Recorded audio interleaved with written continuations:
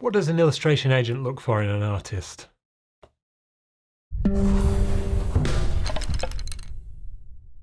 Every agency is going to be looking for slightly different things in an artist, and I can only really speak from my personal experience. There are some specific things like client lists and social media followings that I'm not really going to get too much into here because some agencies might care more about those things.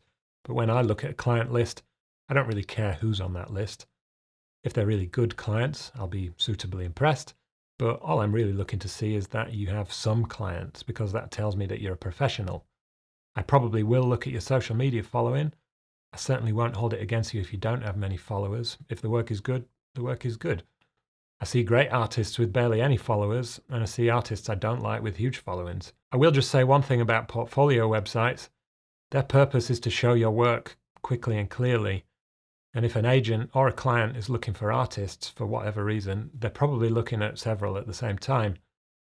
Superhero movies have given me a very short attention span, unfortunately. So if I've got 5 tabs open looking at illustrators, and one of those websites has an entrance page, a loading screen, and I have to click through lots of different things to see the illustrations, I might not bother.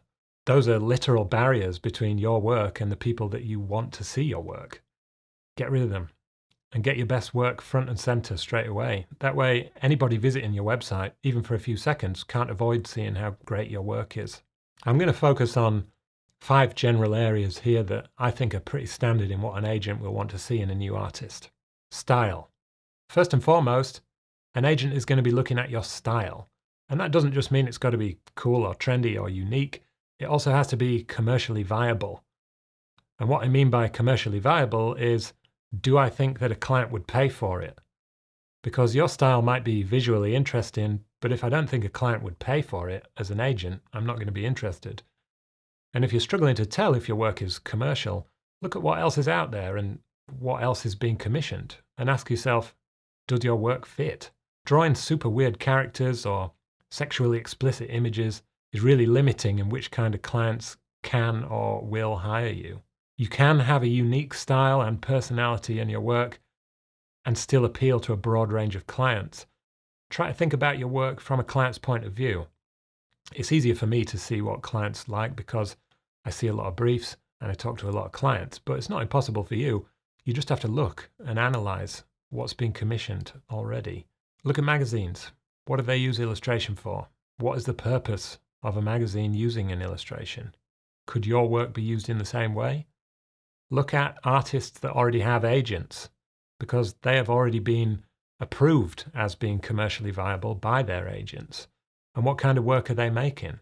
Are you making work with similar themes and subjects? Look at other artists that are posting a lot of client work on their social media rather than personal work. What are they being hired for? Why do you think somebody would hire them? Can you see clients paying for the kind of work that you're making? If you can, that's great, you're on the right track. But if not, you might want to take a step back and rethink your strategy. Another thing to consider is the styles that an agency already has with their other artists. Because if they have somebody similar, they might not need your style, they've got it covered. If you develop a style that is unique and commercial, that is going to be very appealing to agents. You can be very commercial and not have a unique style. And you might do okay for work, but you'll probably never be famous, and it's probably not what an agent wants. An agent wants an artist that has a unique, recognizable style that clients are going to ask for by name.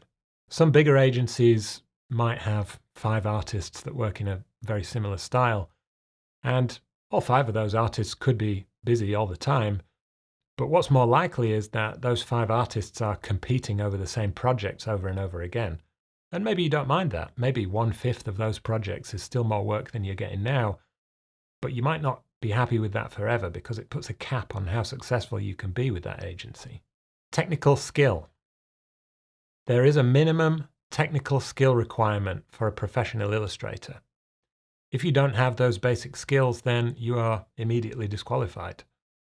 For example, if you're taking camera phone pictures of your drawings to send to an agent, you are not meeting the skill requirements for a professional commercial illustrator, even if you draw really well. Digitally scanning, editing, exporting work at the right resolutions is a necessity. If you don't know the difference between print resolution and web resolution, you can't do the job because it will come up in every project. If you want to make pictures for a career, you can't be presenting pixelated images. If you can't send perfectly presented images to an agent, why should the agent think that you can do it for a client? By not learning those basic skills, you are putting up a barrier, because I don't care about the content of a pixelated image. You've already lost my interest. A lot of creatives will look back at their old work and say to themselves, what was I thinking? Because they can see all the problems and technical errors. But that's a good thing. If you don't get that, it means you haven't improved. Professionalism.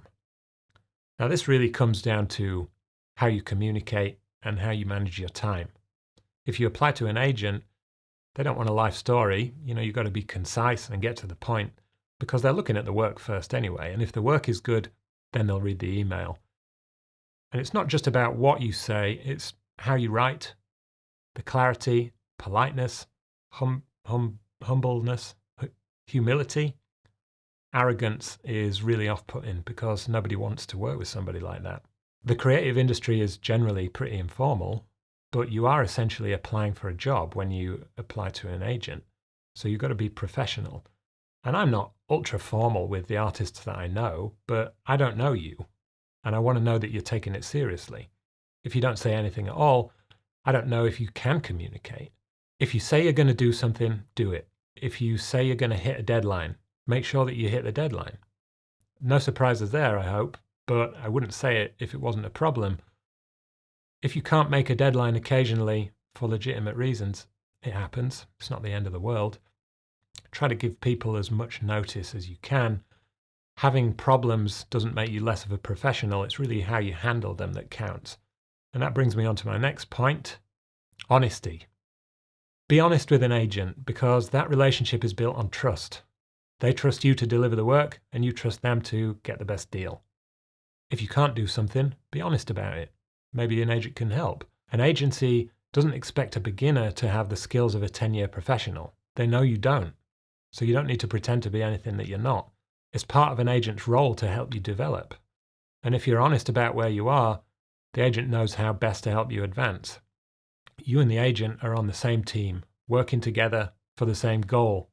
So there's no reason not to be honest. If you don't know how to do something, ask. If you need a day off or you're feeling a bit burned out, tell me. Because an agent knows how to handle a client in a difficult situation. They might not tell the client exactly what's going on, but they can always find a way to smooth things over or get an extra couple of days on a deadline, whatever you need. It's better for everyone on your team to know what's going on, whether it's good or bad. Can you follow instructions? Commercial illustrators have to follow instructions in their projects, whether that's just general brief guidelines or technical delivery specifications. I can't think of an agency that doesn't have instructions on their website about how to submit work. But every week I get an email or a phone call from an artist asking how they can submit their work. And the most popular post I ever wrote by a long way is about how to submit work to an agency. Every agency has different instructions, and you can't do the same for all of them. And if you don't follow those instructions, you're putting up another barrier. And if it's not submitted in the right way, it might not even get looked at. If you can't follow those instructions, how does an agent know that you can follow instructions in a brief from a client? The reason that post was so popular is because a lot of people are too lazy to look for themselves. But if you can't find those instructions, look harder, because they are there on every agency website. It's not designed to be, but think of it like a test. If you follow the instructions, you pass the test, and the agency looks at your work. Win-win. So that's 5 things to consider that I think will be very appealing to agents across the board. I hope it's useful. Personally, I want to work with people I like, and it's unrealistic to think I'm going to be best friends with every artist that I work with, but there's a lot to be said for simply being nice.